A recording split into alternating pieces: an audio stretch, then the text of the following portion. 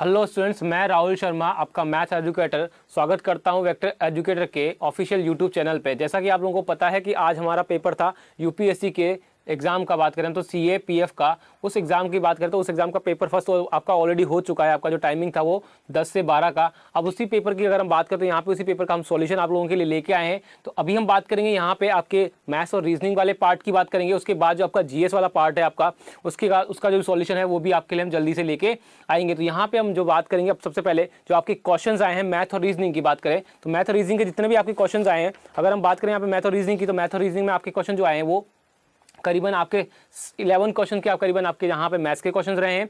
और अगर बात करें यहाँ पे रीजनिंग के तो आपके 4 क्वेश्चन जो है वो रीजनिंग के पार्ट के यहाँ पे क्वेश्चंस रहे। और जो आपका क्वेश्चन थे आपके मैथ्स और रीजनिंग के, वो क्वेश्चन बिल्कुल ही आपके ईजी थे। बिल्कुल अगर आपने यहाँ पे अगर अच्छे से तैयारी की होगी तो मैथ और रीजनिंग के जो आपके क्वेश्चन थे वो आप सारे के सारे यहाँ पे सॉल्व कर सकते थे। यहाँ पे कोई भी आपका ऐसा क्वेश्चन नहीं था जो काफी टफ हो या लेंदी हो। तो बात कर लेते हैं यहाँ पे पहले से स्टार्टिंग करते हुए हम यहाँ पे सबसे पहले क्वेश्चन को लेके जो आपका क्वेश्चन आया तो हम बात करते हैं यहाँ पे जो हमारे पास पेपर सेट अवेलेबल है वो हमारे पास पेपर सेट बी यहाँ पे अवेलेबल है। तो हम यहाँ पे जो पेपर सीट में पेपर सेट बी जो है उसके क्वेश्चंस को हम यहाँ पे सॉल्व कर रहे हैं। तो आप अपने अकॉर्डिंग चेक कर सकते हैं कि आपका जो क्वेश्चंस आएंगे वो क्वेश्चन कौन से नंबर के हैं यहाँ पे। तो सबसे पहले बात करते हैं पेपर सेट बी में जो आपका मैथ्स के क्वेश्चन थे, वो क्वेश्चन आपके यहाँ पे थे मैथ्स और रीजनिंग के। वो क्वेश्चन आपके आए थे question number 11 to question number 25। तो हम बात करते हैं यहाँ पे मैथ्स और रीजनिंग के सॉल्यूशन की। तो सबसे पहले बात कर लेते हैं हम यहाँ पे क्वेश्चन नंबर 11 की, जो आपका क्वेश्चन आया था मैथ्स का। तो उसके बारे में बात करें क्वेश्चन का, तो हमारे पास जो क्वेश्चन आया था कि इन एन एग्जाम की अगर हम बात करें यहाँ पे हमें बोला गया है कि in an exam a candidate attempts 20 question. जो आपके पास बोला गया है कि यहाँ पे एक कैंडिडेट है जिसने क्या किया 20 क्वेश्चन अटेम्प्ट किए हैं और स्कोर 72 मार्क्स। तो उसने क्या किया 72 मार्क्स अटेम्प्ट किया है। बट यहाँ पे आपको ये ध्यान रखना है कि जो 20 क्वेश्चन उसने अटेम्प्ट किए हैं इसका मतलब वो सारे के सारे यहाँ पे करेक्ट नहीं है। तो उसका मतलब अगर आप यहाँ पे करो कि टोटल मार्क्स को 20 क्वेश्चन से डिवाइड कर दो जिससे कि आपके पास आ जाए कि ईच क्वेश्चन की वैल्यू आ जाए, इस क्वेश्चन का जो है मार्क्स आ जाए, तो यहाँ पे वो गलत होगा। इस मेथड से आपको नहीं करना है। तो मैं आपको बताऊंगा कि क्वेश्चन को कैसे एग्जाम में सॉल्व करना था ताकि आपका जो टाइम है वो बहुत कम लगता है। यहाँ पे देखो हमें बोला गया है कि आपके पास 20 क्वेश्चन अटेम्प्ट किए हैं और मार्क्स जो आए वो 72 मार्क्स आए। आगे देखो क्या बोला गया है कि if 5 marks are awarded for each correct answer. तो ईच करेक्ट आंसर के लिए जो आंसर क्वेश्चन के जो ईच करेक्ट आपकी बात करें यहाँ पे क्वेश्चन के लिए जो आपको पॉइंट मिलते हैं, जो मार्क्स मिलते हैं वो कितने मिलते हैं 5 मार्क्स मिलते हैं। लेकिन हम बात करें यहाँ पे कि एक रॉन्ग आंसर के लिए 2 मार्क्स आपके यहाँ पे डिडक्ट हो जाते हैं, यानी कि 2 जो मार्क्स आपके यहाँ पे कट जाते हैं। तो हमें बोला गया है, पूछा गया है कि then how many questions were answered correctly by him. तो हमसे पूछा गया है कि जो यहाँ पर है उसने कितने क्वेश्चन जो है करेक्ट किए। अब ये क्वेश्चन जो आपके एग्जाम में आया है ये बिल्कुल आपकी अगर हम बात करें तो ये आपका क्वेश्चन जो है आपका मिक्सचर एलिगेशन वाले पार्ट का क्वेश्चन है। तो उस मेथड से आप इस क्वेश्चन को इजीली सॉल्व कर सकते हो। तो कैसे सॉल्व करेंगे, तो मान लेते हैं कि लेट जो मेरे पास करेक्ट क्वेश्चन है कि उसने सारे के सारे जो क्वेश्चन है वो करेक्ट किए हैं यहाँ पे। तो हमें अगर पता है कि यहाँ पे 20 क्वेश्चन है, 20 क्वेश्चन उसने अटेम्प्ट किए हैं और सारे के सारे अगर उसने करेक्ट किए हैं, लेट भी हमने मान लिया कि सारे क्वेश्चन जो उसने करेक्ट किए, तो उसके अकॉर्डिंग अगर हम बात करें तो उसको कितने का आंसर मिलने चाहिए, कितने मार्क्स मिलने चाहिए थे। तो उसको मार्क्स मिलने चाहिए थे यहाँ पे 5 × 20, यानी कि उसको 100 मार्क्स मिलने चाहिए थे। बट अगर हम बात करें यहाँ पे तो हम मान करते हैं हम यहाँ पे नेक्स्ट किया, मान लेते हैं कि उसके सारे क्वेश्चन जो है यहाँ पे क्या थे, वो यहाँ पे रॉन्ग थे। अगर उसने सारे जो क्वेश्चन थे वो अगर रॉन्ग अटेम्प्ट किए होते तो उसको मिनिममली कितने मार्क्स मिलते हैं, यानी कि अगर हम बात करें सबसे कम मार्क्स कितने मिलते हैं, तो सारे अगर मान लीजिए रॉन्ग हो जाते तो उसके माइनस मार्किंग में नंबर चले जाते। तो कितने जाते हैं यहाँ पे कि 20 क्वेश्चन अटेम्प्ट किए, एक क्वेश्चन का जो माइनस है वो कितना है 2 है। तो इसका मतलब उसके जो आते वो यहाँ पर आते जो मार्क्स आते उसके 40 मार्क्स जो है वो माइनस में आते। लेकिन अगर हम बात करें यहाँ पे तो ना तो उसके यहाँ पे प्लस के 100 मार्क्स आए, ना ही माइनस के 40 मार्क्स आए। उसका मतलब मार्क्स कितने आए 72 मार्क्स है। इसका मतलब कहीं ना कहीं ये इन दोनों का एवरेज आया है। क्या है, करेक्ट मार्क्स और करेक्ट क्वेश्चंस और रॉन्ग क्वेश्चंस का एक एवरेज आया है। तो एवरेज आया तो हमेशा एवरेज हम कहाँ लिखते हैं मिक्सचर एलिगेशन में, वो यहाँ लिखते हैं। फिर इसके बाद हम क्या लगाते हैं यहाँ पे एलिगेशन मेथड सीधा हम लगा देते हैं। तो एलिगेशन मेथड लगाओगे तो आप कितना आएगा यहाँ पे 100 माइनस क्या करोगे 72, कितना आएगा आपके पास में 28। और यहाँ पे क्या आएगा, दोनों क्या हो गए 72 में से कितना माइनस करना है माइनस का 40। तो कितना हो जाएगा, दोनों ऐड हो जाएंगे क्योंकि एक प्लस का और एक माइनस का है। और जब आपस में माइनस करते हैं दो वैल्यूज को, एक पॉजिटिव और नेगेटिव को, तो यहाँ पे वैल्यू क्या हो जाती है सम हो जाती है। तो यहाँ पे कितना आ जाएगा हमारे पास वैल्यू, वो आ जाएगा 112 हमारे पास वैल्यूज आ जाएगी। अब बात करते हैं यहाँ पे कैंसिल आउट करने की, तो कैंसिल आउट कर लेते हैं। तो क्या ये 28 से कट रहा है दोनों जगह, तो बिल्कुल हाँ कट रहा है। 28 से जो है ये 1 टाइम चला जाएगा। और अगर बात करें 28 से तो ये कितनी बार चला जाएगा 4 टाइम चला जाएगा। तो ये हमारे पास रेशियो जो आया 4:1 आ गया। अब ये 4:1 जो हमारे पास रेशियो आया, हमें ऑलरेडी पता है मिक्सचर एलिगेशन में कॉन्सेप्ट हमें पता है कि जो ये रेशियो आएगा वो किसका आएगा, यहाँ पे वो रेशियो आ जाएगा यहाँ पे सीधा सीधा हमारे पास नंबर ऑफ क्वेश्चंस का रेशियो आ जाएगा। तो यहाँ पे नंबर ऑफ क्वेश्चंस का रेशियो आएगा। तो हम बात करें हमारे पास जो है 4 किसका वैल्यू हुआ है यहाँ पे करेक्ट आंसर क्वेश्चंस का, और 1 किसका वैल्यू हुआ है यहाँ पे हमारे पास रॉन्ग क्वेश्चंस का। तो हम बात करें यहाँ पे टोटली, तो टोटल कितने क्वेश्चन हमारे पास है, 5 क्वेश्चन थे। रेशियो के अकॉर्डिंग कितना है हमारे पास 5 हो गए, लेकिन एक्चुअली में कितने क्वेश्चन है हमारे पास 20 है। तो हमें क्या करना है, इस 20 को 4:1 के रेशियो में डिवाइड करना है। तो हमें पता है कि 1 की वैल्यू कितनी हो जाएगी, यहाँ पे 4 हो जाएगी। तो 1 की वैल्यू 4 हो जाएगी, तो हमारे पास 1 की वैल्यू 4 हो गई, 4 की वैल्यू कितनी हो जाएगी, 16 हो जाएगी। यानी कि अगर हम बात करें यहाँ पे करेक्ट आंसर्स की, अगर करेक्ट क्वेश्चन की अगर हम बात करें तो करेक्ट क्वेश्चन कितने हो जाएंगे हमारे पास 16 हो जाएंगे, और रॉन्ग क्वेश्चन कितने हो जाएंगे हमारे पास में 4 क्वेश्चन जो है उसने रॉन्ग अटेम्प्ट किए। तो हमसे पूछा गया है, यहाँ पे कि कितने करेक्ट क्वेश्चन जो है उसने यहाँ पे अटेम्प्ट किए हैं। अगर कितने क्वेश्चन करेक्ट अटेम्प्ट किए तो यहाँ पे कितना हो जाएगा, 16 हो जाएगा। अगर तो हमारे पास आंसर कौन सा हो जाएगा, सी, यहाँ पर 16 हमारा करेक्ट आंसर हो जाएगा। अगर हमसे पूछा होता रॉन्ग कितने क्वेश्चन है तो यहाँ पर रॉन्ग हमारा क्या हो जाता, 4 हो जाता। तो बिल्कुल सिंपल क्वेश्चन था, इसमें कोई भी लॉजिक नहीं था, आपको सिर्फ मिक्स एंड एलिगेशन का कॉन्सेप्ट यहाँ पे लगाना था, जिससे आपका क्वेश्चन जो है वो फटाफट सॉल्व हो जाता। तो आप इस तरह से भी क्वेश्चन को सॉल्व कर सकते थे। अब बात करते हैं यहाँ पे जो हमारे पास नेक्स्ट क्वेश्चन आता है। नेक्स्ट क्वेश्चन नंबर हमारा 12 आया था। यहाँ पे मैंने आपको बताया कि 11 से लेकर 25 तक हमारे पास क्वेश्चन आए। टोटली मैथ्स और रीजनिंग के जो हमारे पास क्वेश्चन आए वो 15 क्वेश्चन है। तो हम बात करते हैं यहाँ पे क्वेश्चन नंबर 12 की भी देख लेते हैं। क्वेश्चन नंबर 12 जो है हमें यहाँ क्या बोला गया है कि बोला गया है which of the following is the greatest number by which the product of 3 consecutive even number would be exactly divisible. तो हमसे बोला गया है कि यहाँ पे आपको एक ग्रेटेस्ट नंबर बताना है, एक बड़ा सबसे बड़ा नंबर बताना है जो क्या करता हो यहाँ पे 3 इवन कॉन्जिक्यूटिव इवन नंबर जो है उनके प्रोडक्ट को क्या करता हो, कंप्लीटली डिवाइड करता हो। तो यहाँ पे देखो एक क्वेश्चन थोड़ा सा लॉजिकल जरूर है, लेकिन अगर आप यहाँ पे दिमाग से काम लोगे तो एक क्वेश्चन बिल्कुल ईजी है, इसमें कोई भी यहाँ पे आपको प्रॉब्लम नहीं होने वाली। वो कैसे, देखो यहाँ पे अगर मैं बोलूं कि यहाँ पे मेरे पास 3 इवन नंबर है, अगर मेरे पास 3 इवन नंबर है तो अगर मैं उनको डिवाइड करने जाऊंगा तो मेरे पास मान लीजिए कि फॉर एग्जांपल मेरे पास एक 2 है, एक 4 है, एक 6 है, कोई भी आप रैंडम नंबर ले सकते हो, कोई भी आप ले सकते हो यहाँ पे। तो अगर मुझे इनका प्रोडक्ट लेना है तो इनका प्रोडक्ट क्या कहीं ना कहीं अगर मैं बात करूं तो क्या 8 से डिविजिबल होगा, हमेशा होगा। बिल्कुल कैसे होगा मैं बताता हूं आपको कि अगर आप कीजिए यहां से एक 2 कॉमन ले लीजिए, ठीक है, यहां से भी एक 2 कॉमन ले लीजिए और यहां से भी एक 2 कॉमन ले लीजिए। क्यों ले लीजिए, ऐसा क्यों बता रहा हूं, क्योंकि ईच जो है आपके पास जो यहाँ पे 3 इवन नंबर्स है तो हर एक इवन नंबर में से कितना कॉमन आएगा, एक 2 तो कॉमन आएगा ही आएगा। तो अगर मैं बात करूं यहाँ पे तो आप इसको कैसे कर सकते थे, यहाँ पे 2, 4 और 6 को लिखे तो यहाँ पे कितना हो जाएगा हमारे पास में 2 इंटू 2 इंटू 2 इंटू, ठीक है, इंटू 2 इंटू 3। तो ये वैल्यू आपकी क्या बनेगी, यहाँ पे ये 2 हो गया, ये 4 हो गया और ये 6 हो गया। तो अगर मैं बात करूँ यहाँ पे तो यहाँ पे 2 को ले लीजिए, कितना आएगा 8 आ जाएगा। इसका मतलब कहीं ना कहीं जो भी आपके 3 इवन नंबर्स होंगे, आपके 3 इवन नंबर्स का जो प्रोडक्ट होगा वो कहीं से भी कम नहीं तो 8 से तो कम डिविजिबल होगा ही होगा। अगर मैं बात करूँ यहाँ पे 3 इवन नंबर है तो हर एक इवन नंबर से कितना आएगा, यहाँ पे 2 तो कॉमन आएगा, मिनिमम 2 तो कॉमन आएगा ही आएगा, और कोई नंबर भी आ सकता है लेकिन 2 तो आएगा ही आएगा।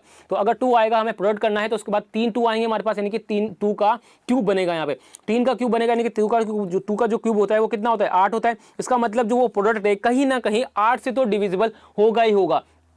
तो अगर उनके प्रोडक्ट को हमें डिवाइड करना है, तो अगर हमें ऐसा नंबर सर्च करना है जो उनके प्रोडक्ट को डिवाइड कर दे, तो इसका मतलब वो नंबर जो है 8 से भी डिविजिबल होना चाहिए। तो अगर हम आप आते हैं ऑप्शन में तो क्या ऑप्शन ए जो है हमारा करेक्ट आंसर हो सकता है, बिल्कुल नहीं हो सकता। क्यों नहीं हो सकता यहाँ पे, क्योंकि जो 12 है वो यहाँ पर 8 से डिवाइड नहीं हो सकता। उसके बाद बात करें हम यहाँ पे तो हमारे पास 3 ऑप्शन बचते हैं बाकी के 24, 48 एंड 64, जो हमारे पास 3 ऑप्शन बचते हैं। क्या इन तीनों में से आंसर हो सकता है, बिल्कुल हो सकता है, क्योंकि तीनों ऑप्शन जो है आपके यहाँ पे 8 से डिवाइड हो रहे हैं। लेकिन हमसे पूछा गया है कि आपके पास 3 इवन नंबर होने चाहिए, उनके प्रोडक्ट को क्या करें, वो यहाँ पे किससे डिवाइड कर दे, यहाँ पे वो उस आपको नंबर से बताना है जो तीनों जो प्रोडक्ट है इवन नंबर्स का उसको कंप्लीट डिवाइड कर दे। तो मैं बात करता हूँ सबसे पहले यहाँ पे सबसे छोटे 3 इवन नंबर्स की बात करता हूँ, 2, 4 और 6 की।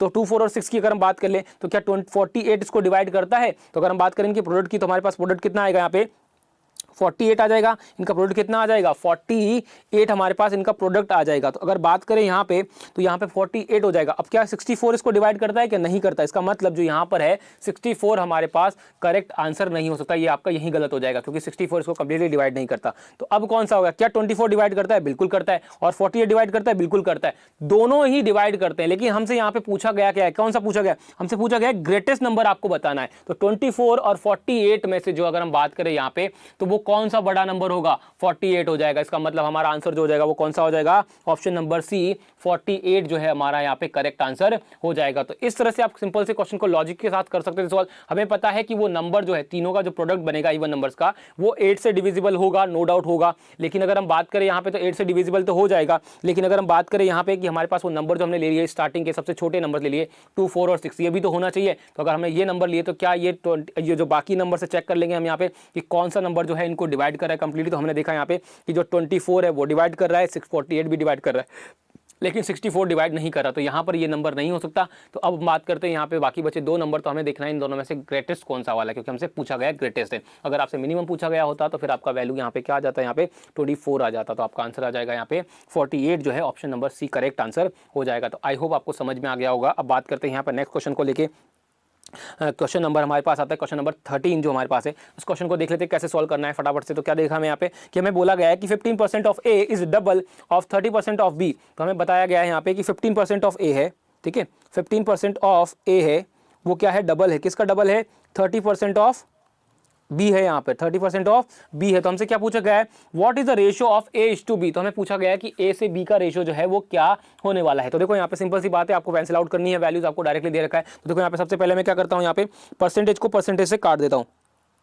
तो ये परसेंटेज से परसेंटेज कट जाएगा, यहाँ पे 15 से कटेगा कितनी बार, 2 टाइम चला जाएगा, तो ए इज इक्वल टू कितना आएगा, 4b हो जाएगा। तो यहाँ a इज टू बी कितना बनेगा, a बाई बी, डिवाइड में ले जाता हूँ यहाँ पे तो क्या आएगा 4/1, यानी कि रेशियो आपका जो बनेगा a इज टू बी जो बनेगा वो 4:1 का आपके पास यहाँ पे क्या बनेगा, रेशियो बन जाएगा। तो यहाँ पे आपको ध्यान रखना है कि आपको यहाँ 4:1 बनेगा, ना कि 1:4 हो जाएगा। तो ऑप्शन कौन सा हो जाएगा हमारे पास में, ऑप्शन नंबर डी जो है हमारा यहाँ पे करेक्ट आंसर हो जाएगा। तो यहाँ पे सिंपल सा क्वेश्चन था, इसमें कोई भी आपके पास लॉजिक नहीं था, आपके पास सिंपली वैल्यू करनी थी कैलकुलेट, और आपका आंसर यहाँ पे आ जाता। तो आई होप आपको समझ में आ गया होगा। बात करते हैं यहाँ पे नेक्स्ट क्वेश्चन नंबर 14 की बात कर लेते हैं। क्वेश्चन नंबर 14 जो हमें दे रखा है वो भी सॉल्व कर लेते हैं। कि क्वेश्चन नंबर 14 देखो हमें क्या बोला गया है, the cost of gold varies directly has the cube of its weight. तो जहां पे जो बोला गया है कि जो वेट, जो गोल्ड का जो प्राइस है, कॉस्ट है, वो क्या करती है, उसके वेट पर डिपेंड करती है, यानी कि उसके वेट के अकॉर्डिंग वो वेरीज करती है, बट किसके, वेट के क्यूब की। अगर हम बात करें यहाँ पे तो प्राइस जो है वो किसके प्रोपोर्शनल है, वेट के क्यूब के प्रोपोर्शनल है। ऐसे क्वेश्चन हम ऑलरेडी यहाँ पे कर चुके हैं, यहाँ पे परसेंटेज वाले पार्ट में भी। तो वहां पे काफी सारे क्वेश्चन ऐसे थे जो आपके पास क्वेश्चन को सॉल्व कर सकते थे। अब बात करते हैं यहाँ पे आगे बोला क्या गया है, a gold gold piece weighing 20 decigram cost of 1000 rupees if it is broken into 2 pieces whose weights are in the ratio of 2:3, then what is the profit or loss incurred। तो इस टाइप के जितने भी question थे आप लोगों को पता है, हमने किए हुए भी हैं। कैसे क्वेश्चन है कि अगर इस टाइप के क्वेश्चन होता है, जब भी कोई आपका मेटल होता है, अगर उस मेटल को अगर हम यहाँ पे पहले ओरिजिनल पूरा मेटल को बिना तोड़े ब्रेक करके, बिना ब्रेक किए हुए अगर सेल करते हैं और उसको ब्रेक करके सेल करते हैं, तो उस केस में जब ब्रेक करके सेल करते हैं तो हमेशा क्या होता है, यहाँ पे लॉस होता है। तो अगर हम बात करें यहाँ पे ऑप्शन नंबर ए और ऑप्शन नंबर सी की, तो हमें पता है कि दोनों ऑप्शन तो वैसे ही गलत हो गए, क्योंकि प्रॉफिट कभी भी नहीं होगा इस टाइप के क्वेश्चंस में। तो अब बात करें यहाँ पे, तो अब बात कर लेते हैं यहाँ पे, सिंपल सी बात है, लॉस होगा तो कौन सा ऑप्शन हो सकता है, या तो बी होगा या फिर यहाँ पे डी आंसर होगा। तो चेक करते हैं कैसे होगा। तो यहाँ पे अगर हम बात करें तो जो पार्ट आपको दे रखा है उसको कितने पार्ट में तोड़ा गया है, 2:3 के पार्ट में तोड़ा गया है। अगर इसको ब्रेक नहीं किया जाता तो यहाँ पे क्या वेट होता उसका, तो उसका वेट होता 5 होता। कितना होता, वेट जो होता वो यहाँ पर 5 होता। तो अगर हम बात करें यहाँ पे, तो फर्स्ट पार्ट की अगर हम बात करें, फर्स्ट पार्ट की और ये सेकंड पार्ट की, तो हमें बोला गया है कि जो प्राइस है गोल्ड का वो किस पे डिपेंड कर रहा है, उसके वेट के क्यूब पर। तो यहाँ पर वेट का जो रेशो है वो 2:3 है, टोटल वेट कितना है 5 है। तो अगर हम बात करें प्राइस की, तो प्राइस कितनी हो जाएगी, अगर ये वेट है तो यहाँ पे प्राइस हो जाएगी कितनी, वो 2 का मल्टीप्लाई कितना होगा, 2 का क्यूब हो जाएगा 8 और 3 का क्यूब हो जाएगा 27 और टोटल क्यूब कितना हो जाएगा, यहाँ पे ये सम नहीं होगा, इसका क्यूब होगा कितना आएगा 125 हो जाएगा। तो अगर हम बात करें यहाँ पे, तो अगर ब्रेक करने के बाद में अगर उनको प्राइस को सेल किया जाए तो क्या बनेगा, जो आपका प्राइस का जो डिपेंड करेगा उस पे हो जाएगा वैल्यू 8 और 27 के रेशियो में यहाँ पे प्राइस हो जाएगी। तो यानी कितना हो जाएगा टोटल सम, अगर बात करें हम ब्रेक करके टोटल सेल करते हैं तो कितना पैसा मिलेगा हमें यहाँ पे, वो मिलेगा 35 रुपीज़। कितना मिलेगा 35 रुपीज़। लेकिन अगर हम यहाँ पे बिना ब्रेक किए सेल करते हैं तो हमें कितना मिलेगा 125 रुपीज़ हमें मिलेगा। यानी कि हमें क्या हुआ यहाँ पे, सीधा सीधा लॉस हो गया। तो सीधा सीधा कितने का लॉस हुआ है, 90 का लॉस हमें यहाँ पे हुआ है। तो हमसे पूछा गया है कि यही 90 की वैल्यू जो आपको बतानी है एक्चुअली में कितनी है, क्योंकि रेशियो के अकॉर्डिंग अगर हम बात करें तो वो वैल्यू 90 है, लेकिन एक्चुअल में कितनी वैल्यू हो वो हमें पता करनी। तो हमें पता है देखो कि 125 रुपीज़ जो है वो क्या है यहाँ पे गोल्ड की वैल्यू है, लेकिन गोल्ड की वैल्यू यानी कि प्राइस जो है वो किसके अकॉर्डिंग, हमारे रेशियो के अकॉर्डिंग हमने बनाई है। लेकिन एक्चुअली में इसकी वैल्यू कितनी है, तो एक्चुअली में इसकी वैल्यू जो है वो है यहाँ पे 1000 रुपीज़। तो मैं सीधा सीधा बोल सकता हूँ कि 125 की वैल्यू जो है वो कितनी है 1000 रुपीज़ है। तो हमें किसकी वैल्यू नहीं निकालनी है यहाँ पे 90 की वैल्यू। तो 90 की वैल्यू कैसे हो जाएगी हमारे पास में 1000 अपॉन में 125 इंटू 90 हमारे पास वैल्यूज हो जाएगी। तो इसको सॉल्व करें तो आपके पास क्या आ जाएगा यहाँ पे 25 से ये 125 से कितनी बार कटेगा, ये 5 टाइम्स कटेगा, और 125 से कितनी बार कटेगा 40 टाइम्स, तो यहाँ पे 5 से कटेगा ये 8 टाइम्स, तो 8 इंटू 90 कितना आएगा 720 रुपीज़ जो है हमारे पास यहाँ पर वैल्यू आ जाएगी। तो 720 रुपीज़ हमारे पास 720 रुपीज़ जो है हमारे पास क्या हो जाएगा, यहाँ पे सीधा सीधा लॉस हो जाएगा अगर उसको हम यहाँ पे ब्रेक करके यहाँ पे सेल करते हैं गोल्ड को। तो आंसर कौन सा हो जाएगा हमारे पे, ऑप्शन नंबर डी जो है हमारा यहाँ पे करेक्ट आंसर हो जाएगा। तो आई होप समझ में आया होगा। इस टाइप के क्वेश्चन जो है ऑलरेडी परसेंटेज वाले पार्ट में हमने बहुत सारे किए हुए हैं, तो यहाँ पर ये चीज़ हमारे पास क्लियर हो जाती है। बात करते हैं यहाँ पे नेक्स्ट क्वेश्चन को लेके, तो क्वेश्चन नंबर 15 हमारे पास आता है। क्वेश्चन नंबर 15 देख लेते हैं यहाँ पे कि क्वेश्चन नंबर 15 में क्या बोला गया है, the average age of the boys in a class is 12 years. तो यहाँ पर जो बात करें, यहाँ पे जो क्वेश्चन में बोला गया है कि जो एवरेज एज है बॉयज़ का वो कितना है 12 ईयर्स है, और बात करें आगे बोला गया तो average age of the girls in a class is 11 years, और क्लास में जो गर्ल्स हैं उनका एवरेज एज कितना है यहाँ पे 11 ईयर्स है। आगे क्या बोला गया है, there are 50% more girls than boys, तो गर्ल्स जो है वो कितनी है यहाँ पे 50% ज़्यादा हैं बॉयज़ से in a class, which one of the following is the average age of the class. अब ये सीधा सीधा क्वेश्चन जो हमारा आता है यहाँ पे नो डाउट एवरेज का क्वेश्चन है, बट आपको यही क्वेश्चन जो है आप यहाँ पे किससे मेथड से कर सकते हो, एलिगेशन मेथड से भी यहाँ पे सॉल्व कर सकते हो। एलिगेशन मेथड से कैसे करते हैं हमने आपको बताया हुआ है ऑलरेडी यहाँ पे, तो बात करें तो यहाँ पे कैसे सॉल्व करना है आपको, तो बात करते हैं यहाँ पे सबसे पहले बॉयज़ हो गए, ये गर्ल्स हो गए। तो अगर बॉयज़ की बात करें तो बॉयज़ का एवरेज एज कितना है यहाँ पे, वो है 12, और गर्ल्स का कितना है यहाँ पे 11 है। तो कहीं ना कहीं जो एवरेज आएगा, हमें पता है कि जो बॉयज और गर्ल्स का जो एवरेज है उसी के बीच की कोई ना कोई वैल्यू होगी। तो सारे ऑप्शन जो हमारे पास में वो बीच वाले हैं, तो देख लेते हैं फिर हमारे पास कौन सा आंसर होगा। तो हमें पता है कि यहाँ पे जो वैल्यू आएगी वो दोनों का मिला के एवरेज आएगा, यानी क्लास का गर्ल्स एंड बॉयज का मिला के एवरेज आएगा। तो वो वैल्यू हमें फाइंड करनी, तो उसको मैं कितना मान लेता हूँ, x मान लेता हूँ। अब बात करते हैं यहाँ पे तो जो आपके पास एलिगेशन लगाने के बाद जो फाइनल रेशियो बनता है वो रेशियो किसका बनेगा यहाँ पे, तो फाइनल रेशियो जो आपको बनेगा वो रेशियो बनेगा यहाँ पे boys to number of boys to number of girls की। तो अगर हम बात करें, हमें बोला गया है कि जो गर्ल्स हैं वो क्या है यहाँ पे 50% क्या है यहाँ पे ज़्यादा हैं, आपसे यही बोला गया है कि girls there are 50% more girls than boys. तो अगर 50% मोर गर्ल्स है तो इसका मतलब गर्ल्स और बॉयज़ का जो रेशो बनेगा वो क्या बनेगा 3:2 का रेशो यहाँ पे बनेगा। Number of girls to number of boys का जो रेशो बनेगा वो 3:2 बनेगा। तो यहाँ पे क्या बनेगा, तो मैं लिख देता हूँ 3:2 मेरे पास रेशो बन जाएगा। तो आई होप आपको समझ में आ गया होगा। अब सीधा सीधा हमें क्या करना है, यहाँ पे एक्स की वैल्यू निकालनी। तो कैसे निकालेंगे, तो वही एलिगेशन मेथड लगाते हैं। तो एलिगेशन मेथड क्या आएगा हमारे पास, 12 - x कितना आएगा, 12 - x अपॉन में क्या आएगा 11x - 11, क्योंकि आपके पास क्या होता है बड़ी वैल्यू में से हमेशा छोटी वैल्यू माइनस करते हैं। तो जो x की वैल्यू होती है वो क्या होती है 12 से तो बड़ी हो, 12 से छोटी होगी लेकिन 11 से बड़ी होगी। ये ऑलरेडी हम एलिगेशन वाले मेथड में जानते हैं। तो बात करते हैं ये रेशियो किसके बराबर होगा, तो 11 - x कितना आएगा 3 आएगा, सॉरी 12 - x कितना आएगा 3 आएगा, और x - 11 कितना आएगा 2 आएगा। तो यहाँ पे ये वैल्यू बन जाएगी। तो यहाँ से हम सीधा सीधा क्या करेंगे, x की वैल्यू फाइंड आउट कर लेंगे। तो कैसे करेंगे, क्रॉस मल्टीप्लाई कर देते हैं। तो 24 - 2x इजिकल टू कितना आएगा 3x - 33। तो इसको फर्दर सॉल्व कर लेते हैं। तो x इधर चला जाएगा तो कितना आएगा यहाँ पे 5x हो जाएगा, और 33 इधर आएगा तो कितना हो जाएगा ऐड हो जाएगा। तो 24 + 33 तो कितना आएगा हमारे पास में, तो मैं यहाँ पे लिख देता हूँ कि 5x इजिकल टू हमारे पास कितना आएगा, दोनों को ऐड कर दीजिए तो कितना आएगा 57 आ जाएगा। तो 57 को हम क्या करेंगे यहाँ पे 5 से डिवाइड कर देंगे। तो हमारे पास कितना आएगा 57 डिवाइड बाई 5, तो कितना आएगा हमारे पास में 11 2/5 हमारे पास क्या आ जाएगा ईयर्स हमारे पास वैल्यू आ जाएगी। तो यहाँ पे 11 2/5 कौन सा हो जाएगा हमारे पास में, इसको हम पॉइंट में डेसिमल में दे रखा है। तो 11.4 ईयर्स आपके पास क्या आ जाएगा यहाँ पे वैल्यू आ जाएगी यहाँ पे क्लास की। आपका यानी कि बॉयज़ एंड गर्ल्स का टोटल मिला के जो एवरेज एज बनेगा वो कितना बनेगा 11.4 ईयर्स। तो आंसर कौन सा हो जाएगा हमारे पास में, ऑप्शन नंबर बी जो है हमारा यहाँ पे करेक्ट आंसर हो जाएगा। तो बिल्कुल सिंपल क्वेश्चन है। आपके पास एलिगेशन के अभी 2 क्वेश्चन आ चुके हैं आपके पास में। तो अगर आपने एलिगेशन ध्यान से पढ़ा होगा तो आपके पास ये क्वेश्चन जो है बिल्कुल भी टफ नहीं थे, बिल्कुल ईजी क्वेश्चन थे। तो अभी तक जितने भी क्वेश्चन किए वो सारे ही हमारे पास क्या थे, इजी क्वेश्चन थे, इजीली आप सॉल्व कर सकते थे। अब बात करते हैं यहाँ पे नेक्स्ट क्वेश्चन को लेके। तो क्वेश्चन नंबर 16 हमारा दे रखा है, क्वेश्चन नंबर 16 भी देख लेते हैं। क्वेश्चन नंबर 16 क्या बोला गया है कि a sum triples in 10 years under the compound interest. ठीक है, तो हमें क्या बोला गया है कि जो एक अमाउंट है, एक सर्टेन पैसा है, प्रिंसिपल है, तो क्या हो रहा है 10 सालों में 3 गुना हो रहा है। तो इस टाइप के क्वेश्चन ऑलरेडी हम यहाँ पे कंपाउंड इंटरेस्ट वाले पार्ट में काफ़ी सारे देख चुके हैं यहाँ पे। तो इस तरह के काफ़ी क्वेश्चन आपके पास आते हैं, तो उनको क्या करते हैं, कैसे सॉल्व करते हैं वो आपको ऑलरेडी बता चुके हैं। बात करते हैं फिर यहाँ पे भी क्वेश्चन को देख लेते हैं कि कैसे सॉल्व करेंगे। तो हमें बोला गया है कि a sum triples in 10 years under compound interest at a certain rate. ठीक है, किसी रेट से। आगे क्या बोला गया है, the interest is being compounded annually in how many years it would become be 9 times. तो कितने सालों में जो है ये क्या होगा 9 टाइम्स हो जाएगा। तो कैसे करेंगे सॉल्व को, तो हमें पता है कि हमारे पास क्या हुआ है, प्रिंसिपल दे रखा है, अमाउंट कितना बना है 1:3, यानी कितने सालों में बना है ये 10 ईयर्स में बना है। तो हम क्या करते हैं, हर बार क्या होता है उतना ही टाइम्स बढ़ता जाता है यहाँ पे। तो हर साल 10 साल में कितना बढ़ेगा यहाँ पे 3 गुना बढ़ेगा। तो यानी कि अगले 10 साल बाद कितना हो जाएगा 3 का 9 हो जाएगा। तो अगले 10 साल बाद ये 9 हो जाएगा। तो 1 से कितना हो गया 9 हो गया। तो कितने साल लगे यहाँ पे 10 + 10, यानी कितने साल लगे टोटल 20 ईयर्स आपके पास यहाँ पे टोटल लगा, यानी कि किसी भी अमाउंट को 9 टाइम्स होने के लिए क्या लगेगा यहाँ पे 20 ईयर्स यहाँ पे लगेंगे। तो बिल्कुल सिंपल क्वेश्चन है, ऐसे क्वेश्चन हम ऑलरेडी काफ़ी कर चुके हैं यहाँ पे। तो आई होप कि आपको पता होगा कि इस टाइप के जो क्वेश्चन आपके एग्जाम में आते हैं तो उन्हें कैसे डील करना होता है। तो बिल्कुल सिंपल सा क्वेश्चन था, बहुत ईजी क्वेश्चन था, 1 स्टेप क्वेश्चन था यहाँ पे, इसके थ्रू आप यहाँ पे क्वेश्चन को सॉल्व कर सकते हो। यहाँ पे बिल्कुल भी आपका टाइम नहीं लगता, विद इन 5 सेकंड से क्वेश्चन सॉल्व करने वाला था। तो बात करते हैं यहाँ पे इसका आंसर कौन सा हो जाएगा हमारे पास में, क्वेश्चन नंबर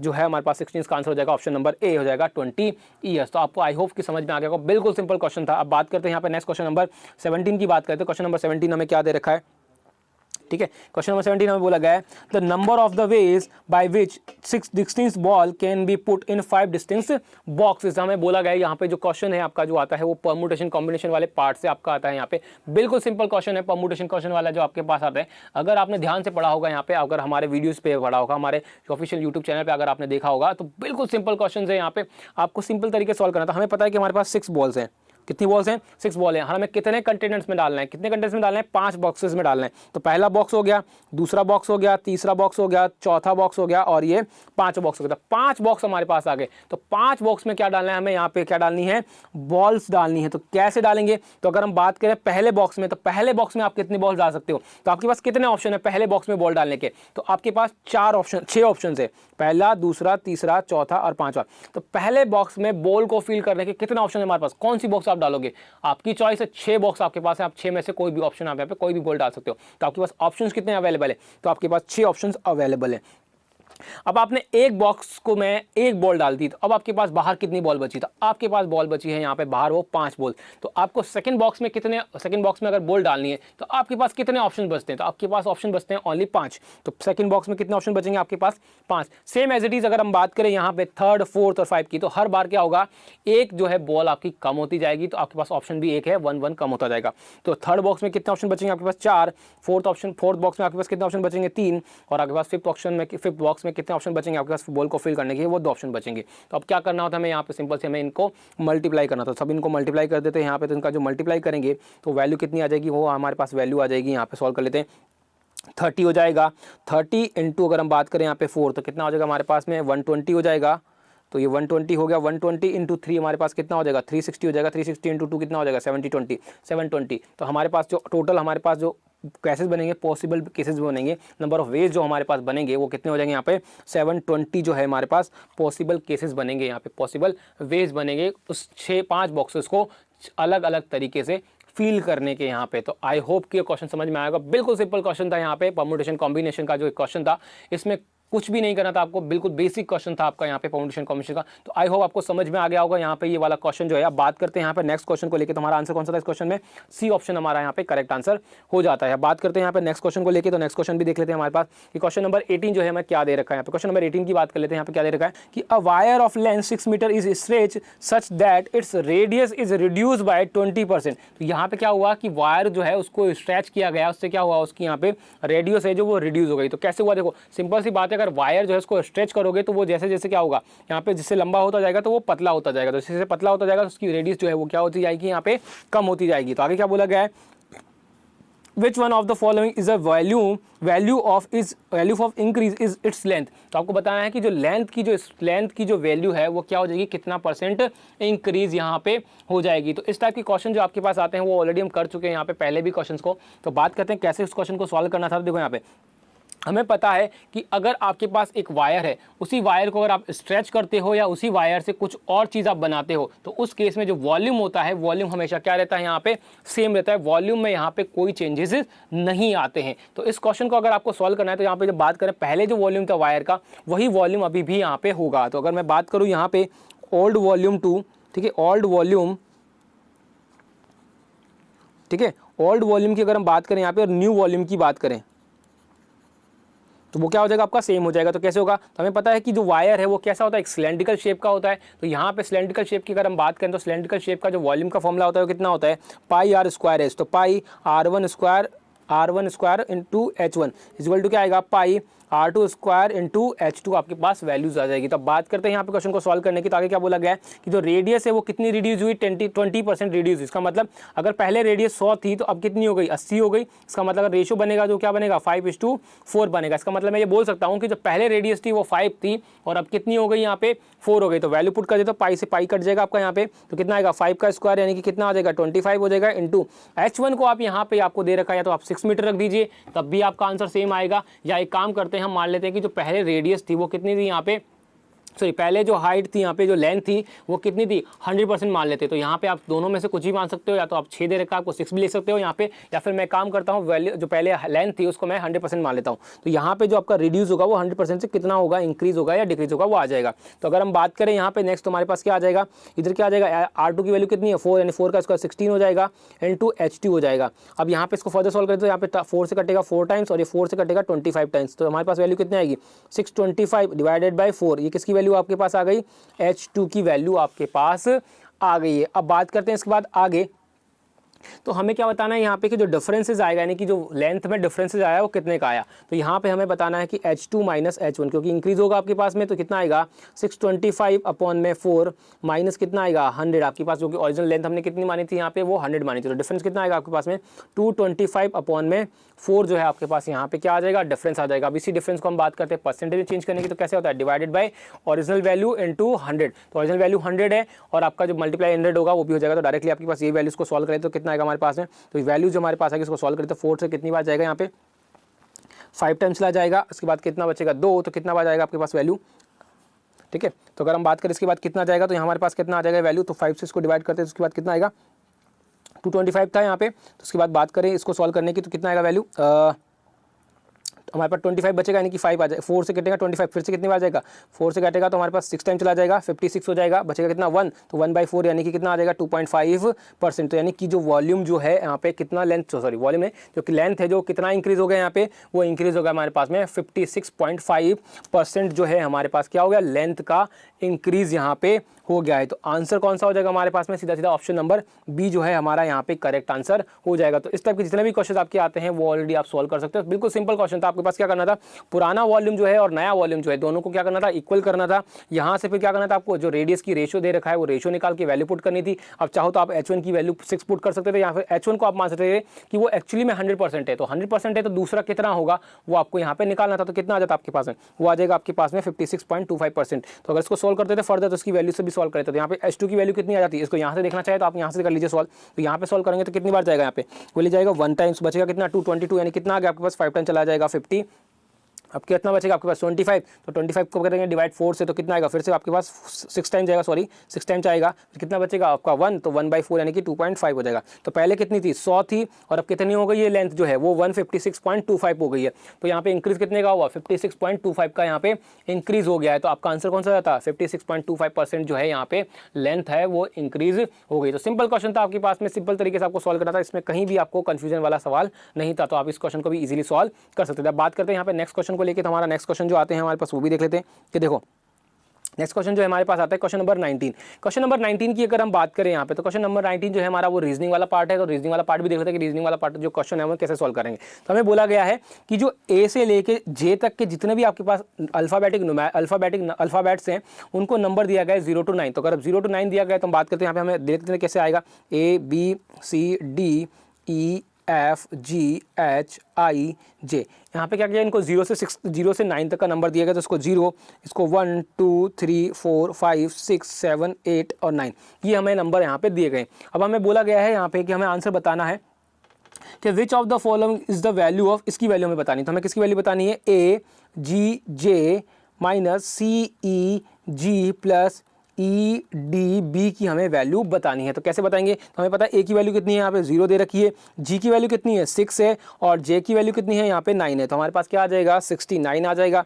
सी की वैल्यू कितनी है 2 है, ई की वैल्यू कितनी है 4 है और जी की वैल्यू वही 6 है। तो कितना आ जाएगा 246 आ जाएगा, प्लस कितना आएगा ई की वैल्यू कितनी है वही 4 है, डी की वैल्यू कितनी है 3 है और अगर हम बात करें बी की वैल्यू तो वो कितनी है 1 है। तो यहाँ पर क्या करना है, इसको फर्दर सिंपली सॉल्व करना है। तो उसकी वैल्यू को सॉल्व करें तो कैसे आएगा हमारे पास में, तो देखो यहाँ पे हमें क्या दे रखा है 9 और एक 10 हो गया, 10 में से 6 माइनस करो, कितना आएगा आपके पास वैल्यू, तो आपके पास 4 आ जाएगा। अगर हम बात करें यहाँ पे तो 6 माइनस 4 कितना आएगा, 2 आ जाएगा, 2 प्लस 3 कितना आ जाएगा, 5 आ जाएगा। अब आगे बात करें यहाँ पे तो हमारे पास क्या आएगा, 4 माइनस 2 यानी कि कितना आएगा 2, तो हमारे पास 254 यहाँ पे वैल्यूज आ जाएगी। अब हमें पता है कि 2 की वैल्यू किसकी बराबर होती है, 2 की वैल्यू जो है यहाँ पे सी है, 5 की वैल्यू किसकी है यहाँ पे, 5 की वैल्यू एफ है, और 4 की वैल्यू किसकी है यहाँ पे ई की है। तो हमारे पास आंसर जो आ जाएगा क्या आ जाएगा, सी एफ ई। तो हमारा ऑप्शन जो हो जाएगा कौन सा हो जाएगा, ऑप्शन नंबर ए जो है हमारा यहाँ पे करेक्ट आंसर हो जाएगा। तो बिल्कुल सिंपल क्वेश्चन था रीजनिंग का, इसमें कोई लॉजिक नहीं था, बस आपको सिंपली जो वैल्यूज दे रखी थी उनको पुट करना था, उन्हीं वैल्यूज को आपको अल्फाबेट्स में चेंज करना था और अल्फाबेट्स को वापस नंबर्स में चेंज करना था। बिल्कुल सिंपल क्वेश्चन था यहाँ पे। तो आई होप आपको समझ में आ गया होगा कि क्वेश्चन को कैसे सॉल्व करना था।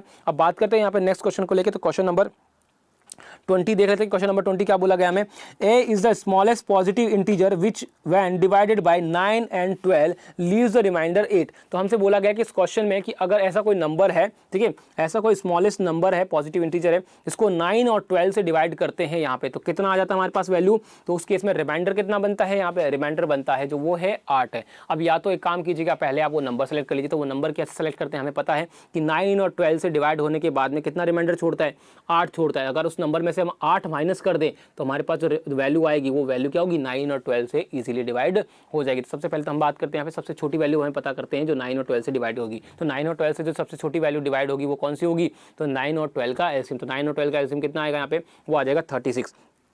तो वो नंबर हो जाएगा 36, सबसे छोटा नंबर जो 9 और 12 से डिवाइड होता है। लेकिन हमें ऐसा नंबर बताना है जो इनसे डिवाइड होने के बाद में क्या हो, रिमाइंडर कितना देता हो, 8। तो वो वैल्यू क्या होगी, इसमें 8 और जोड़ दीजिए, यानी हमारे पास कितना वैल्यू आ जाएगा यहाँ पे 44। तो ये नंबर जो हमारा आएगा वो नंबर क्या होगा, 44 हो जाएगा, जो क्या होगा यहाँ पे 9 और 12 से डिवाइड होने के बाद रिमाइंडर कितना देता होगा, 8 देता होगा। सीधी सी बात करते हैं, आगे क्या दे रखा है, हम बोलते हैं कि B is the smallest positive integer which when divided by 9 and 12 leaves the remainder 5। तो वही सेम चीज़ें आपके पास उसी तरीके से अगर हम बात करें तो बात क्या बोला गया है कि आपको एक और नंबर है यहाँ पे, स्मॉलेस्ट नंबर है जो 9 और 12 से डिवाइड होने के बाद रिमाइंडर कितना देता है, यहाँ पे 5 रिमाइंडर देता है। तो वो नंबर क्या हो जाएगा, तो 36 में 5 जोड़ दीजिए, ठीक है, तो कितना आ जाएगा हमारे पास में 41 आ जाएगा। तो हमसे क्या पूछा गया यहाँ पे, आपसे पूछा गया which one of the following is the value of A minus B. तो ये ए है और ये बी है, तो इन दोनों का डिफरेंस कितना आएगा आपके पास में 3 आ जाएगा। तो आंसर कौन सा हो जाएगा हमारे पास में, ऑप्शन नंबर ए हमारा यहाँ पे करेक्ट आंसर हो जाएगा। तो आंसर कितना हो जाएगा यहाँ पे 3 इसका आंसर हो जाएगा। तो आप चाहो तो इतना सब सॉल्व कर सकते हो। यहाँ पे सिंपल सी बात है, आपको सिंपल सा क्वेश्चन तरीका सॉल्व करना था कि देखो अगर बात करूँ यहाँ पे कि कोई नंबर ऐसा है जो क्या हो रहा है 9 और 12 से डिवाइड करने पर रिमाइंडर कितना दे रहा है, यहाँ पे 8 रिमाइंडर दे रहा है, तो वो नंबर क्या होगा। तो मैं मान लेता हूँ एक ऐसा नंबर है जो 9 और 12 से डिवाइड होता है, तो वो कहा लेते हैं x से, तो वो नंबर क्या हो जाएगा x प्लस 8 हो जाएगा। और दूसरा नंबर की बात करें तो दूसरा नंबर जो रिमाइंडर कितना दे रहा है 5 दे रहा है, जिसका डिफरेंस करेंगे तो कितना आएगा x प्लस 5 होगा वो नंबर, और दोनों को माइनस कर दीजिए तो x से x कट जाएगा, तो 8 माइनस 5 यानी कितना आएगा 3। तो आपका डायरेक्टली आंसर कितना आ जाएगा 3। तो आप सीधे सीधे क्वेश्चन सॉल्व कर देते कि दोनों रिमाइंडर जो है आपके पास में 8 और 5 दे रखा है उनको सीधा सीधा माइनस कर देते, आपका वैल्यू कितना आता 3, वही आपका सीधा आंसर हो जाता। तो आपको सब कुछ करने की सॉल्व की जरूरत नहीं थी, आपको सिंपल क्या करना था, दोनों रिमाइंडर को यहाँ पे माइनस करना था, सीधे सीधे इसमें आपका क्या आ जाता है यहाँ पे आंसर आ जाता। तो ऑप्शन कौन सा हो जाएगा आपके पास में, ऑप्शन नंबर ए। तो बिल्कुल सिंपल क्वेश्चन था, बिल्कुल सिंपल सा तरीका था, अगर आपने यहाँ पे थोड़ा सा भी ध्यान दिया था तो क्वेश्चन बहुत जल्दी आपका सॉल्व हो जाता है यहाँ पे। अब बात करते हैं यहाँ पे नेक्स्ट क्वेश्चन को लेके। तो नेक्स्ट क्वेश्चन जो हमें दे रखा है वहाँ पे दे रखा है क्वेश्चन नंबर 21 दे रखा है। क्वेश्चन नंबर 21 जो है बहुत सिंपल क्वेश्चन है। यहाँ पे हमें पता है कि डायरेक्शन वाला क्वेश्चन है, तो हमें पता है कि डायरेक्शन हमारी क्या होती है, यहाँ पे वो डायरेक्शन होती है हमारी, ये ईस्ट होती है, ये वेस्ट होती है, ये नॉर्थ होती है और ये आपकी जो होती है साउथ हो जाती है। अब बोला क्या गया वो देख लेते हैं। इफ साउथ ईस्ट कौन सा होता है, साउथ ईस्ट जो होता है हमारा पास में वो ये वाला पार्ट होता है। ये पार्ट जो है हमें क्या बोला गया, south if south east is cold east, तो ये क्या है आपके पास में ईस्ट है, ठीक है, ये ईस्ट है। इसके बाद बात करेंगे नॉर्थ वेस्ट कौन सा होता है हमारे पास में, तो ये नॉर्थ वेस्ट होता है, तो ये ईस्ट है, तो इसके अपोजिट में क्या होता है हमेशा वेस्ट होता है। तो यहाँ पे बात करते हैं, बोला गया north west is called west, तो यहाँ पे आपका पास क्या है, ये वेस्ट हो गया आपके पास, कोई दिक्कत नहीं। आगे क्या बोला गया, south west is cold south, तो साउथ वेस्ट जो आपका होगा वो कौन सा होगा, ये होगा, इसको क्या बोला गया साउथ बोला गया, तो उसके सामने वाला कौन सा होता है, नॉर्थ होता है, तो उसके सामने वाला क्या हो जाता है, नॉर्थ हो जाता है। हमसे क्या पूछा गया, what is north be called, तो आपको बताना है कि जो नॉर्थ है उसको क्या बोला जाएगा। तो नॉर्थ जो है उसको क्या बोला जाएगा, तो नॉर्थ किस किस के बीच में, नॉर्थ और वेस्ट के बीच में है, तो इसका मतलब जो ओरिजिनल नॉर्थ है आपका वो नॉर्थ और वेस्ट के बीच में है, तो आपका जो वैल्यू होगी वो क्या हो जाएगी, नॉर्थ वेस्ट जो है आपका यहाँ पे क्या हो जाएगा, करेक्ट आंसर हो जाएगा। तो ऑप्शन नंबर सी जो है आपका यहाँ पे करेक्ट आंसर हो जाएगा। तो आई होप आपको समझ में आ गया होगा कि आपसे पूछा गया कि ओरिजिनल जो नॉर्थ है वो क्या होगा, ओरिजिनल नॉर्थ जो होगा वो नॉर्थ नए वाले नॉर्थ और वेस्ट के बीच में है, तो उसका मतलब जो उसकी वैल्यू होगी, जो डायरेक्शन होगी वो क्या हो जाएगी, नॉर्थ वेस्ट यहाँ पे उसकी डायरेक्शन हो जाएगी। तो आई होप आपको एक क्वेश्चन समझ में आ गया होगा। बिल्कुल सिंपल क्वेश्चन था, रीजनिंग का बिल्कुल बेसिक वाला क्वेश्चन था आपका यहाँ पे, डायरेक्शन वाला पार्ट जो था। अब बात करते हैं यहाँ पे नेक्स्ट क्वेश्चन को लेके। तो नेक्स्ट क्वेश्चन हमारे पास आता है क्वेश्चन नंबर 22 की बात करें तो क्वेश्चन नंबर 22 में क्या बोला गया है, if the day before yesterday यानी कि कल से एक दिन पहले की बात की गई है, वॉज ट्यूसडे यानी कि कल से एक दिन पहले क्या था, ट्यूसडे था। अगर मान लेता हूं कि मैं टुडे जो है, अगर टुडे की बात करूं, टुडे जो मेरा है कुछ भी है, लेकिन यहाँ से एक दिन पहले यस्टरडे हो गया, इसके पहले जो है यहाँ पे कितना था, इसके पहले हमारे पास ट्यूसडे था, कितना था, ट्यूसडे था। तो यस्टरडे कितना होगा, यानी कि कल कितना था हमारे पास में, वेडनेसडे हो जाएगा। तो आज कितना होगा हमारे पास, तो हम अगर बात करें यहाँ पे ट्यूसडे था तो यहाँ पे वेडनेसडे हो जाएगा, तो यहाँ पे सॉरी ठीक है, तो यहाँ पे क्या आ जाएगा, थर्सडे आ जाएगा। तो आज हमारे पास क्या है, थर्सडे, तो कल हमारा क्या होगा यहाँ पे, तो कल हमारा फ्राइडे हो जाएगा। टुमारो हमारा क्या हो जाएगा यहाँ पे, टुमारो हो जाएगा हमारा फ्राइडे हो जाएगा। अब हमसे देख लेते पूछा क्या गया है, तो हमसे पूछा गया है then when will Saturday be, तो सैटरडे कब होगा, तो सैटरडे कब होगा, तो आपका पास कल नहीं होगा, कल के एक दिन बाद होगा, यानी कि डे आफ्टर टुमारो हो जाएगा। तो डे आफ्टर टुमारो जो है हमारे पास क्या हो जाएगा, सैटरडे हो जाएगा। तो आंसर कौन सा हो जाएगा, option number C, day after tomorrow जो है हमारा यहाँ पे करेक्ट आंसर हो जाएगा। बिल्कुल सिंपल क्वेश्चन था, यहाँ पे आपको सिर्फ डेज का ध्यान रखना था कि डेज किस तरह से आपको बोला गया था। तो सिंपल से हमें ऑलरेडी पता है, हम यहाँ पे अच्छे से जानते हैं कि जो डेज होते हैं वो किस तरह से मैनेज होते हैं, तो आपको पता होगा। तो सिंपल सा क्वेश्चन हो गया हमारे पास में, तो इसका आंसर हो जाएगा option number C, day after tomorrow जो है हमारा यहाँ पे करेक्ट आंसर हो जाएगा। बात करते हैं नेक्स्ट क्वेश्चन को लेकर, तो क्वेश्चन नंबर 23 है। तो क्वेश्चन नंबर 23 जो है आपका यहाँ पे वो भी रीजनिंग वाला पार्ट है। तो ये क्वेश्चन बिल्कुल इजी है, यहाँ पे बिल्कुल सिंपल सा क्वेश्चन है, आपको बस थोड़ा सा ध्यान लगाना था। अगर आपने थोड़ा सा भी ध्यान दिया होता तो ये क्वेश्चन आपको बिल्कुल इजी तरीके से सॉल्व हो जाता। देखो ध्यान से देखना कैसे। तो आपसे पूछा गया कि यहाँ जो क्वेश्चन मार्क है वो क्वेश्चन मार्क पे क्या आएगा। तो देखो अगर आप उसको ध्यान से दो तो देखो आपको क्या देगा, मैं आपको बताता हूँ कोई भी नंबर, जैसे मान लीजिए मैंने 2 और 3 ले लेगा, तो 2 और 3 का जो सम आएगा, यानी कि ये वाला जो 2 और 3 है इसका सम कितना आएगा 5। तो इसके अपोजिट में जो छोटा वाला सर्कल है उसमें देखो कितना आ रखा है, देखो यहाँ 5 आ रहा है, क्या बिल्कुल आ रहा है, बिल्कुल 5 आ रहा है। अगर हम बात करते हैं यहाँ पे किसी की भी बात कर लेते हैं, जैसे यहाँ 2 और 3 यहाँ पर भी है, तो देखो इन दोनों की अगर हम बात करें तो इन दोनों का सम कितना आएगा 5 आएगा।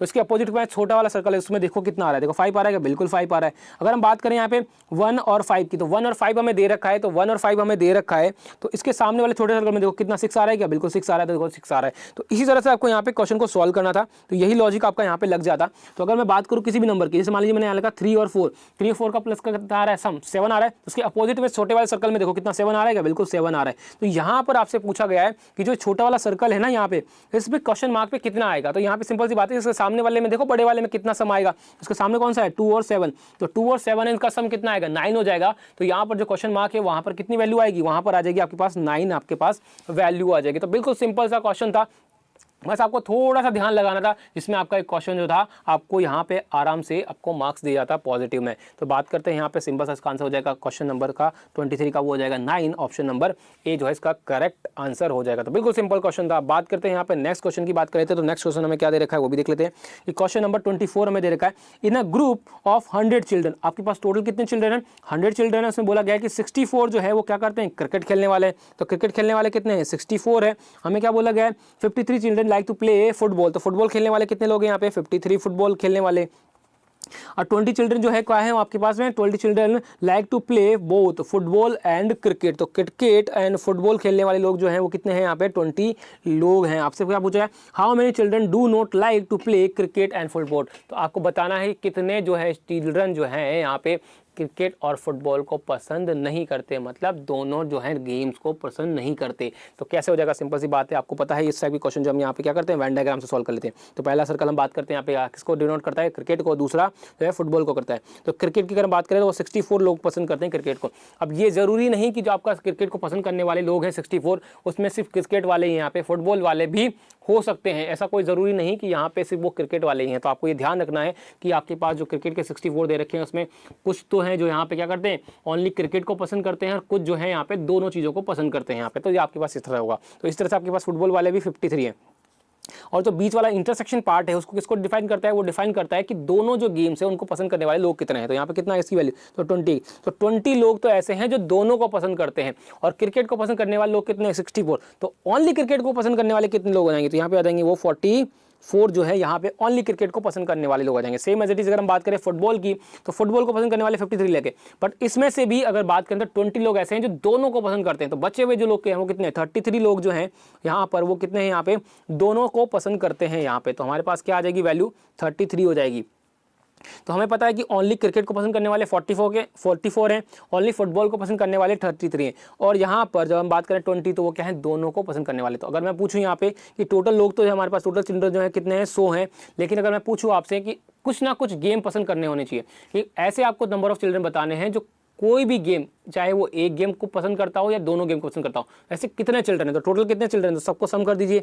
तो 44 + 20 + 33 कितना आ जाएगा पास में, 94 + 97 हो जाएगा। तो यानी कि 97 चिल्ड्रन ऐसे हैं जो कोई ना कोई गेम तो पसंद करते ही हैं। तो बचे हुए कितने हैं, तो बचे हुए माइनस का 97 हो जाएगा 100 में से, तो कितना आएगा, 3 चिल्ड्रन ऐसे हैं जिन्हें कोई भी गेम पसंद नहीं है। तो हमारा आंसर क्या हो जाएगा यहाँ पे, ऑप्शन नंबर ए, यानी कि 3 जो है हमारा यहाँ पे ऑप्शन नंबर ए आंसर हो जाएगा। तो ऐसे चिल्ड्रन जो इनको क्रिकेट भी नहीं पसंद और फुटबॉल को नहीं पसंद, वो कितने चिल्ड्रन है यहाँ पे, ऐसे 3 चिल्ड्रन है। तो आंसर हो जाएगा ऑप्शन नंबर ए हमारा यहाँ पे करेक्ट आंसर हो जाएगा। तो आई होप आपको यहाँ पे क्वेश्चन इजीली समझ में आ गया होगा। अब बात करते हैं हमारे पास लास्ट क्वेश्चन की, जो हमारे पास आता है उस लास्ट क्वेश्चन को भी देख लेते हैं। यहाँ पे क्या दे रखा है, क्वेश्चन की बात करते हैं। तो क्वेश्चन नंबर लास्ट जो हमारे पास बोला गया है कि 2 years ago the age of A was 3 times the age of B. तो हमसे बोला गया है कि ए और बी के जो एज का रेशियो है वो कितना है, 3 टाइम है, तो 3:1 है यहाँ पे, 3:1 है। लेकिन ये कब का है, 10 years ago। इसका मतलब यहाँ पे मैं मान लेता हूँ -10 years,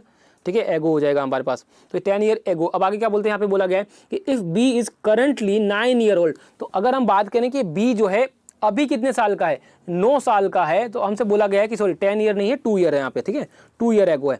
तो अगर बात करें हम यहाँ पे कि जो बी है अभी 9 साल का है, तो 2 साल पहले कितने साल का था, तो 2 साल पहले जो बी था वो यहाँ पे 7 साल का था। कितने साल का था, 7 साल का था। तो अगर रेशियो के अकॉर्डिंग अगर बात करूं तो यहाँ पे जो 1 है वो कब की एज है, उसकी बी की 2 साल पहले की। इसका मतलब मैं सीधा सीधा बोल सकता हूँ कि उसकी 1 की वैल्यू कितनी है, 7 है। तो 2 साल पहले, तो एक यानी कि 3 की वैल्यू कितनी है, 21। तो मैं ये बोल सकता हूँ सीधा सीधा कि अगर ए की बात करूं तो 2 साल पहले ए कितने साल का था, 21 साल का, और बी जो था वो 7 साल का था। बट अगर मैं बात करूं प्रेजेंट की कि अभी कितने साल के हैं, तो अभी कितना होगा, 2 साल और बैठ कर दिए। तो यहाँ पे प्रेजेंट की अगर हम बात कर लेते हैं, यहाँ पे प्रेजेंट की बात कर लेते हैं तो कितना आएगा हमारे पास में, 23 और यहाँ पे 9। तो हमारे पास क्या हो जाएगा, ए की जो एज है वो 23 हो जाएगी अभी के टाइम पे, और बी की हो जाएगी 9। हम उनसे पूछा क्या, वो पूछते हैं then after how many years the age of A will be double of the age of B. तो हमें बताना कि कितने साल बाद जो है ए की एज क्या होगी, यहाँ पे बी की डबल हो जाएगी। तो आपको क्या करना है, यहाँ पे सीधा सीधा ऑप्शन में वैल्यू पुट कर, ऑप्शन से सॉल्व करना है सीधा। अगर मैं मान लेता हूं कि 2 साल बाद जो है वो डबल हो जाएगी, तो यहाँ पे यानी कहने का मतलब अगर 2 साल हम ऐड करें तो हमारे पास कितना है, 23 और 9 है। तो 23 में 2 ऐड करो कितना आएगा हमारे पास में, तो आ जाएगा 11। तो इसका मतलब जो है ए की वैल्यू कितनी होनी चाहिए, 22 होनी चाहिए, पर ऑलरेडी 23 है, इसके बाद ऐड करोगे तो और बढ़ जाएगा। तो यानी कि ऑप्शन नंबर ए तो हमारे पास गलत हो जाएगा। अब बात करते हैं यहाँ पे नेक्स्ट। तो हमारे पास मान लीजिए कि 3 करेक्ट आंसर है, तो 9 + 3 करो कितना आएगा, 12। तो यानी कि इसका मतलब आपके पास जो बी ए की एज है वो 24 होनी चाहिए, लेकिन अगर आप 3 ऐड करोगे तो यहाँ पे 26 हो जाएगा। उसका मतलब बी ऑप्शन भी गलत हो जाएगा। बात करते हैं सी ऑप्शन की, तो हम क्या करेंगे, 9 में 4 ऐड करेंगे तो कितना आएगा हमारे पास में, 13। तो यहाँ पे जो है हमारे पास ए की एज जो है वो कितनी होनी चाहिए, 26 होनी चाहिए, बट 4 ऐड करोगे तो कितना आएगा, वही 23 में, तो कितना आएगा 27। तो ये भी हमारे पास गलत हो जाएगा। तो आंसर कौन सा हो जाएगा हमारे पास में, ऑप्शन नंबर डी जो है हमारा करेक्ट आंसर हो जाएगा। चाहो तो आप ऐड करके भी देख सकते हो, 9 + 5 कितना आ जाएगा, 14 आ जाएगा। यानी कि बी की एज जो है वो 14 होगी, तो इसमें भी 4 ऐड हो जाएगा, 5 ऐड हो जाएगा, तो कितना आएगा 28। तो यहाँ पे देखो डबल हो गया ना, डबल हो गया, इसका मतलब जो है आपके पास क्या हो जाएगा, यहाँ पे आंसर हो जाएगा, क्या हो जाएगा, 5 ईयर। यानी कि आज से 5 साल बाद में जो है ए की एज जो है वो बी की एज का क्या हो जाएगी, यहाँ पे डबल हो जाएगी। तो आई होप कि आपको आज का सेशन जो है बहुत अच्छा लगा होगा। सारे क्वेश्चन जो है हमने मैथ और रीजनिंग के यहाँ पे सॉल्व कर लिए हैं। अगर आपको फिर भी कोई डाउट हो रहा है तो आप मुझे यहाँ पे कमेंट करके बता सकते हैं। अब आपकी बात करते हैं यहाँ पे जो आपका जीएस वाला पार्ट है, आपका जीएस वाले जो क्वेश्चन है उनका सॉल्यूशन भी हम बहुत जल्दी आपको यहाँ पे लेके आ रहे हैं आपके पास। तो तब तक के लिए हमसे जुड़े रहिए। यहाँ पे अगर आपको आज का सेशन लगा हो तो आप आज के सेशन को यहाँ पे लाइक कीजिएगा बिल्कुल, और आपके पास जो है चैनल को, जो हमारे चैनल को है, जो हमारा आपको जो हमारा जो आपका जो तरीका है, हमने जो आपको यहाँ पे सॉल्यूशन प्रोवाइड किया है, कोशिश की है कि आपको जल्दी से जल्दी आपका सॉल्यूशन आपको पहुँचाया जाए, ताकि आप यहाँ पे अपने आप के जो कंपेयर कर सको कि आपने कितने क्वेश्चन जो है वो सही वो गलत किए हैं। तो अगर आपको ये आज का सेशन सही लगा हो तो आप यहाँ पे आप लाइक और सब्सक्राइब जरूर कीजिएगा हमारे चैनल को। और अगर यहाँ पे आपके जो भी फ्रेंड्स यहाँ पे हैं, जितने भी फ्रेंड्स हैं जिन्होंने भी ये एग्ज़ाम दिया है, उनके लिए भी जो है हमारा आज का वीडियो शेयर जरूर करिएगा, ताकि उनको भी हेल्प हो सके कि वो भी अपना मार्क्स चेक कर सके कि उन्होंने कितने क्वेश्चन जो है मैथ और रीजनिंग में सही किए हैं और कहाँ गलती की है, ताकि वो अगली बार जब एग्जाम्स हो इसी तरह के एग्जाम तो वहाँ पर वो गलती नहीं करे। तो इसी के साथ मैं आपसे शुक्रिया करता हूँ, आप लोगों का शुक्रिया अदा करता हूँ और अलविदा लेता हूँ। अब मिलूँगा आपसे नेक्स्ट वीडियो में, तब तक के लिए बाय बाय, टेक केयर।